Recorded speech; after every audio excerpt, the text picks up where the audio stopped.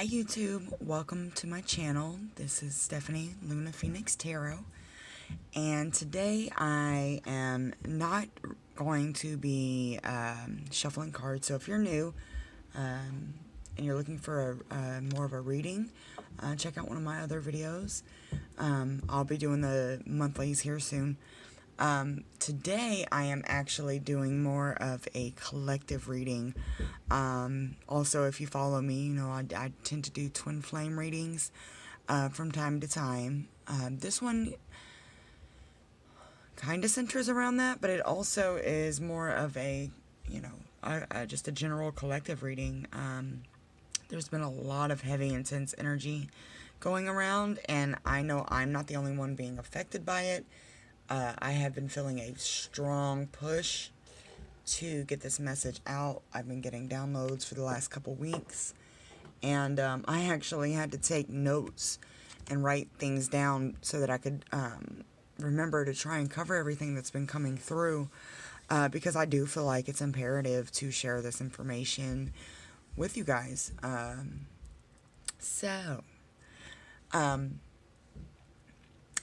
I'm going to post a picture on the thumbnail of the cards that I have pulled here. And if you hear my son in the background, don't ignore him, but hopefully he's not too loud. He's playing with his toys. But anywho, let's dig into this. So, a few weeks ago, I was leaving work, and I've been in somewhat of a tower for the past couple weeks.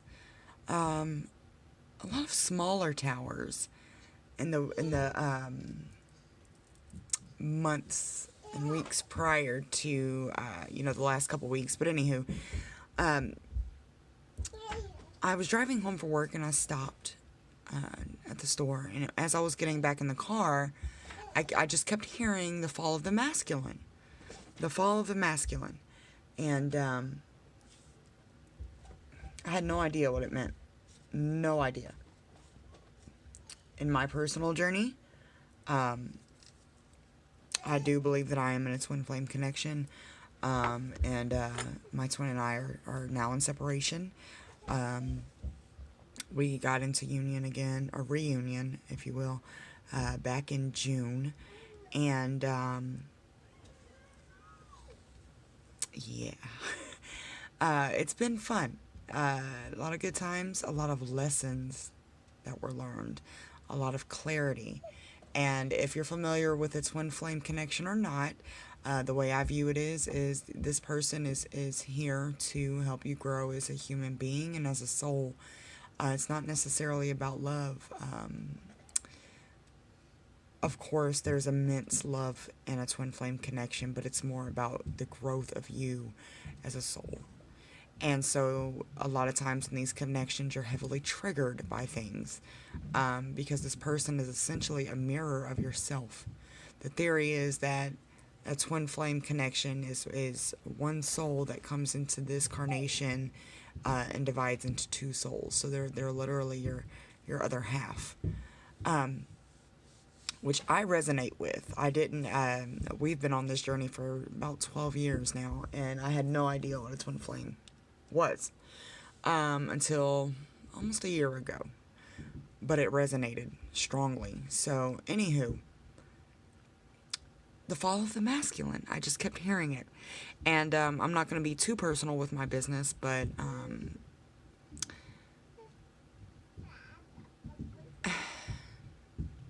there's been a lot of growth. I know with me. I'm not sure with him because we're not really communicating, but I began to see things so clearly with him. Anytime we would fight, it was like I was looking at myself and I could see pain. And I could then see where I was coming off very masculine in the argument, very egotistical, very judgmental, very what's the word I'm looking for? just kind of in your face, very harsh, which is masculine energy. It's your ego. You're working out of fear and out of ego and pride. So while navigating through that, while we're in reunion, things got a little difficult, because I know I can speak for myself that I was heavily triggered. And this may be a trigger warning, but to the point where I actually had thoughts of suicide, because it just got so dark and it began to feel suffocating. And this is where I'm going to get into the energy that's going on, because I know I'm not the only person going through this. And I thought it was because of Mercury retrograde, which is now in post-shadow phase. But Mercury retrograde was in Scorpio. I'm triple Scorpio. So I had a feeling it was going to affect me, and it did. I mean, my entire world was rocked. Again. Literal tower. So, I lost my train of thought. I'm sorry. I'm freestyling this. I wrote down some notes, so hopefully you guys are following. I'm not even really paying attention to the camera. I'm just going. So, anywho, if you're not familiar with how a Mercury, specifically retrograde, works, first of all, a retrograde is when the planet starts moving backwards, so it's going to shake things up already. Communication gets fuzzy and hectic. Technology starts breaking down with Mercury retrograde, because Mercury is the planet of communication. But also, I started to see other things coming back. People from my past coming back. Pain from the past coming back. Even scenarios looping back around. And I started seeing synchronicities through the roof. 717 was a huge one, and I'll get into that in a minute. I started seeing mirror numbers everywhere. 414, 313, 4114, stuff like that. And I, for the life of me, could not figure out what the hell 717 means. I understand numerology to a certain level, and I understand how numbers relate to placements and how they relate to the houses in astrology and how they relate to different things and blah blah blah blah, but I could not figure out what the message was with 717, and I was seeing it. I still see it constantly, literally constantly. So what I'm coming into realizing is that this energy, these triggers between the feminine and masculine, are working as mirrors within ourselves. While mine kind of played out in the 3D, it also played out internally. My twin helped me look at myself, and I'm starting to see the duality within myself, the feminine and the masculine.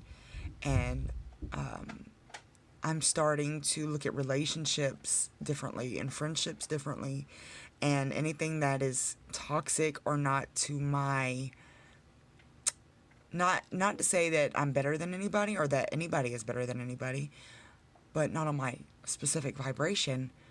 It's unbearable to be around. Literally unbearable.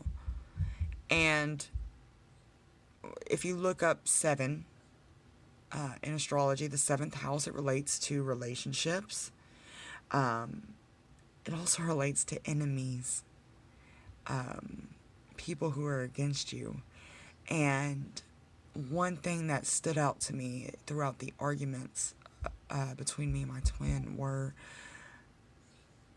that I was like a competition to him. I was like an enemy to him. And I just felt it was strange. It was such a strange thing to pick up on through an argument, because here we are in a partnership, and it's a competition.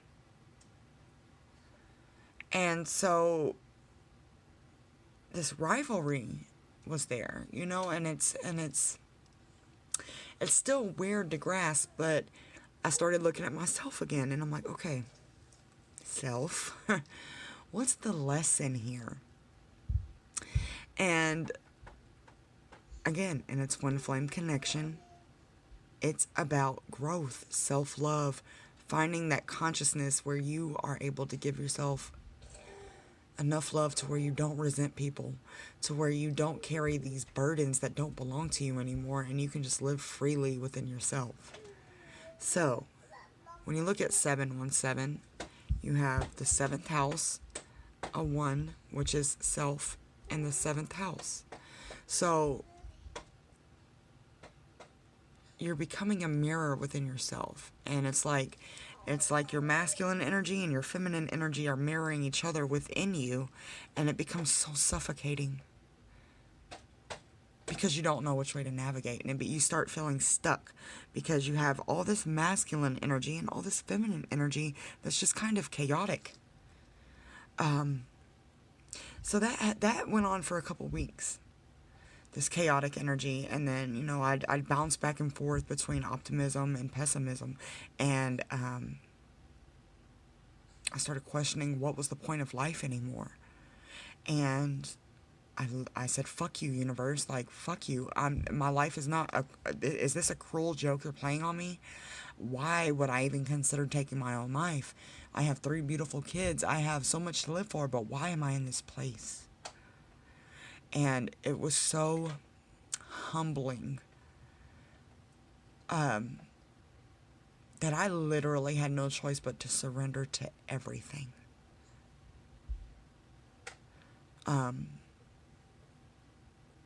The overwhelming feelings of losing everything I've been working toward. I just got a new job, my relationship, my parenting, moving on into a new home, building a spiritual business. Everything just came crashing down on me. My friendships, my mental health declined. And I was so frustrated because I had no idea what the point of it all was. What is the point? So I got to this really numb place where I was just quiet. And it was just me and my thoughts and my subconscious. Just us, you know, mingling for a couple weeks. And I would say for about 5 days, it was silence and very numb. And I remember praying to just not feel anymore. I didn't want to feel anything anymore. It was just too painful. But I needed to feel it. And once I felt it, I did come to a place of numbness. And I was able to move on throughout my day-to-day routine and carry on with life. Even though I had all this shit going on, I'm able to pick up and move. And you know, pull up my bootstraps and keep it pushing. And things worked out. So the lesson that I learned was I needed to surrender. And stop holding on so tightly to things that may not be serving me. Which can be a person that you love deeply. But if they're not, matching your vibration, they may not be the best for you. And that's okay. It doesn't mean they're worse than you. It doesn't mean that you won't come back with them at some point in life. But at this moment, it's time to walk alone. And you have to be okay with walking by yourself. A lot of this journey requires solitude. And that's being away from friends, family, lovers, just complete solitude. So anywho, I feel like I'm just going off on everything and not keeping my place. So some things you may have been experiencing, if this is resonating with you, is people around you or even yourself closing down and getting into that numb place where they're not talking about anything. There's literally no communication. It's like a halt in communication. But while that's happening, a lot of 3D things are shifting quickly. You may be changing jobs, changing homes, losing things, gaining things. Just it's kind of chaotic. And actually, I got the Eight of Wands that came out. And it came out right behind the Knight of Swords in reverse, which to me highlights that people are not communicating, which goes in line with Mercury retrograde. So we will still be feeling the effects of this retrograde for probably another week or so. The Eight of Wands is fast-moving energy coming in. So it's an overwhelming shift, and it's not being spoken about. It's like you can't get it out to other people, and people can't speak to you about what's going on. So it just kind of leaves you in this place to deal with it.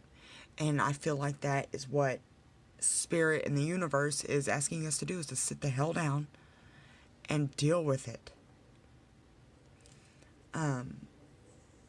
Your senses may be heightened. Your intuition may be heightened. I know I have been feeling very connected lately and getting lots of messages and downloads. The veil seems to be very thin. I'm not super into astrology. I'm barely tapping into it. So I don't know what's going on fully up there. But the veil seems very thin right now. And I feel like a lot of people are getting signs and messages. Very specific signs and messages. And if you're not paying attention to them and listening to them, you'll experience a tower. I've been getting messages and signs, and I ignored them. And it got to the point where I couldn't take it anymore. And I don't know how he felt. I can't speak for him. But it was do or die. Literally. Do or die. So, on the other side of that, this dark, heavy, thick energy, I see so much light and sunshine, and it's like, it's not even an awakening. It's like all the layers are being shed at once.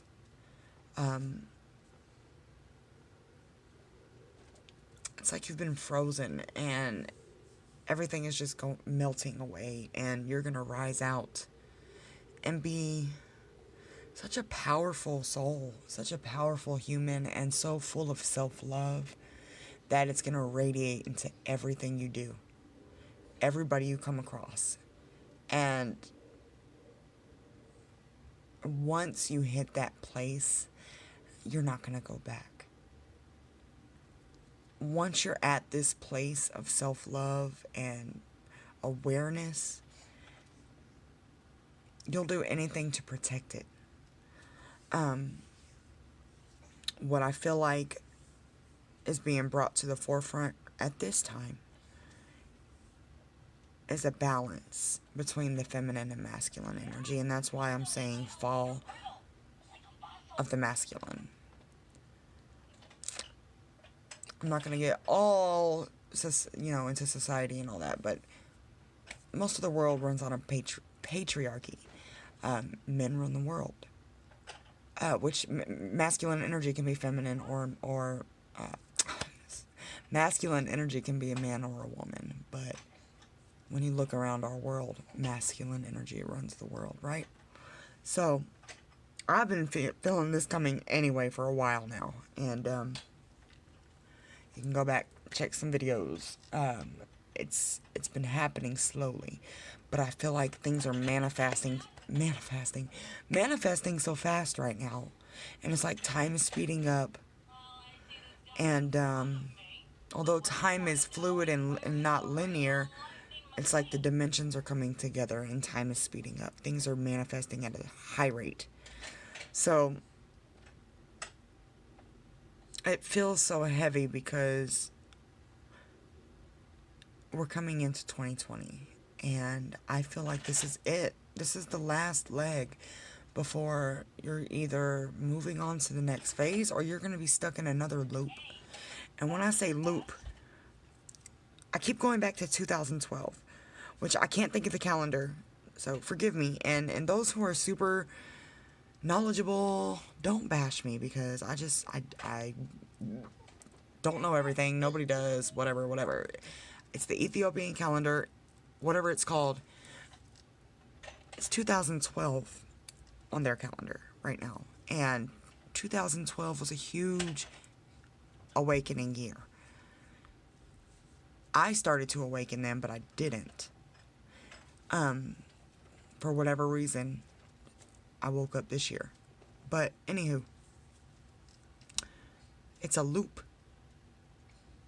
So you're seeing the same patterns play out, the same people, the same scenarios, the same types of energies playing out again. It may be different people or situations, but they look the same. And I guarantee if you were to go back to 2012, you could find things that look the same as to what's going on right now. And this is it. It's do or die time. Like, the Judgment card came out in this reading too. And a few months ago, I was actually at the movie theater with my daughter, and I saw a tag. I always look at card tags when I'm driving. But this one said out of time. And I don't know any other... such a random thing to have on a tag. But it said out of time. Which makes me think of that Prince song. I'm not going to sing, but you guys know which one. Party Like It's 1999, whatever. Anywho. For those who haven't been listening to the messages and getting the signs and taking the lessons for what they are, Spirit's making you listen right now, and it's heavy because it's a lot at once. And it's in an effort to push you to where you need to be, because if not, you're going to be stuck in another loop for the next decade of your life of the same bullshit. Do you want to go through another decade of the same bullshit? I don't. Hell no, I don't. I'd rather go through 10 towers right now than go through another 10 years of what I just went through. It made me who I am, but the point of growth is to keep growing, not to go back and keep looping back around. Do you want to keep learning that lesson? I mean, you can only grow so far from the same lesson. You got to learn something new, right? So, the message here, because I know I keep rambling on and on and on, and I'm sorry. Pay attention to your feelings. Pay attention to your gut, that insistent, nagging gut feeling that you get, that you hear when you come across somebody or a situation and it's either not sitting right with you or something is pulling you and calling you to do it. And whatever you're feeling, follow it. Right now is the time to listen to your intuition, listen to your spirit guides, your ancestors, God, universe, source, whoever you pray to, whoever you believe in. Right now is the time to listen and pay attention and put it to use. Let go of your fear. Everything you're going through boils down to fear. Fear of commitment, fear of success, fear of failure, fear of love, fear of not being loved, fear of the unknown. Those fears have to go away. However you do it, they have to go away. The best way to do it is to illuminate the darkness, and that's where the duality comes in. Get in touch with the darker side of yourself, and I'm not saying like no crazy shit, like blood sacrifice or whatever. If you do that, that's on you. I don't, whatever. I'm not judging anybody. I'm just saying the darker elements of yourself, the resentment, the anger, the hatred. Identify where they're coming from. Identify the triggers and deal with it. And find healthy ways to cope with your emotions. I am the worst at lashing out. And it's something that I am so dedicated to working on that I'll literally just stop talking to you so that I don't hurt you in my anger. I can admit that. That's a shadow aspect of yourself. So when you illuminate that side of yourself, you can figure out how to bring light to it and make it work in your favor. Now that I know I lash out and I can address it and I see it when it's happening, I can stop, and I can stop the pain cycle. I can stop hurting people who are going to turn around and hurt others. That's the whole point of this ascension, is to become a better person. And if you're not even looking at the shit that makes you a bad person, not even a bad person, but more of a negative person, how the hell are you going to how are you going to ascend and be better if you're not even addressing the stuff that makes you negative?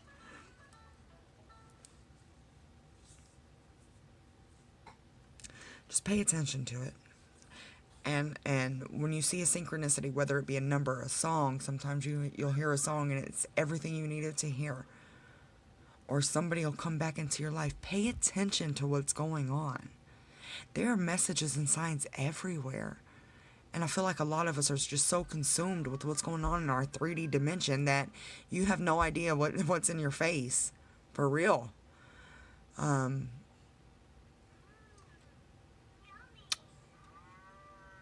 When I see number synchronicities, I first of all thank the universe for the message. And then I pay attention to what I think about and what's going on in my life and how that number or that song or that whatever relates to what I'm going through. And I usually dive into research. And I get some answers. And then I move forward. So, some of the other cards that came out, and I'm going to speed this up because I feel like I'm rambling. I hope I made some sense to people. Temperance came out. I asked what the point of this energy was, and I got Temperance and the Nine of Pentacles. I'm going to throw out a name here, the Water Baby Tarot. I love her. I adore her. She calls the Temperance card the Fix-It Angel. This is the card that comes in to balance everything out, to make everything even and equal. This is duality. This is your dark side and your light side. Masculine, feminine, yin yang, black and white. It's to balance it all out. Knight of Pentacles is a very feminine energy, and it's somebody who's abundant. Somebody who has health all around them and wealth, whether that's financially, mentally, whatever. It's just an abundant card. I'll show it to you. It's a very bright energy. It's also somebody who's very stable.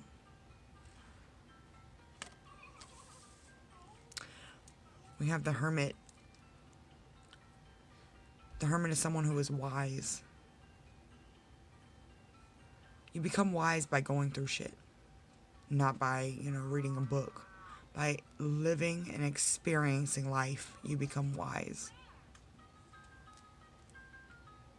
That's what an ascension is. You're living life and you're going through shit so that you can either teach others or practice what you've learned and let it bleed out into other people energetically. The Tower came out. The Empress came out. The Tower is a foundation falling so that it can be rebuilt on a solid foundation. This could be homes falling apart, relationships, families, life in general just kind of falling apart so that you can rebuild it. The Empress came out. The Empress either means somebody's pregnant or birth to new life. This card is beautiful to me because it's the embodiment of mother. And I feel like that's the ultimate feminine energy is mother. As women,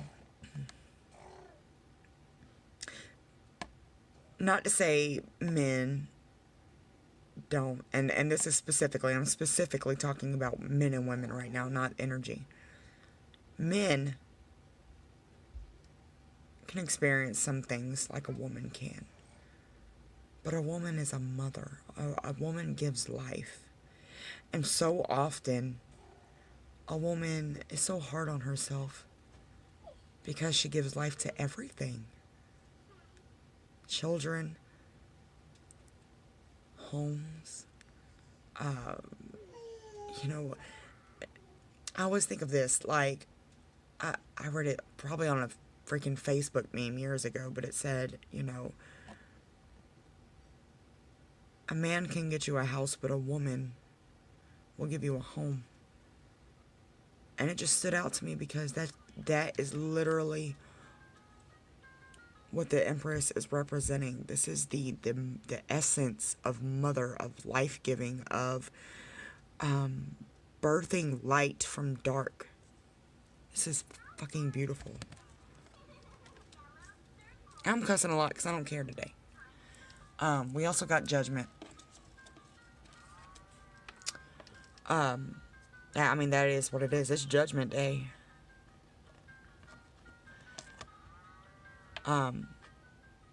Yeah. It's time to shit or get off the pot, basically. I've been hearing that so much lately. It's unreal. I've been hearing that phrase in so many readings. But anyway.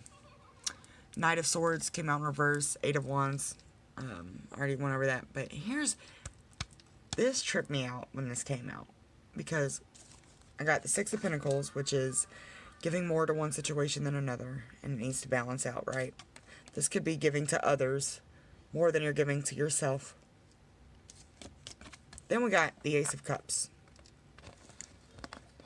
Cup overflowing. And to me, this cup represents giving yourself love. This is filling your cup so much that it overflows with love. Cups represent emotions. Then we got the Two of Pentacles. This is how they came out. Literally 2 cards about balancing. And then the Ace of Cups. This entire energy and reading is centered around balancing out your duality, your dark and light, your feminine and masculine energy, and pouring it back into yourself. And ascending into a higher consciousness of self-love and appreciation for yourself in every aspect.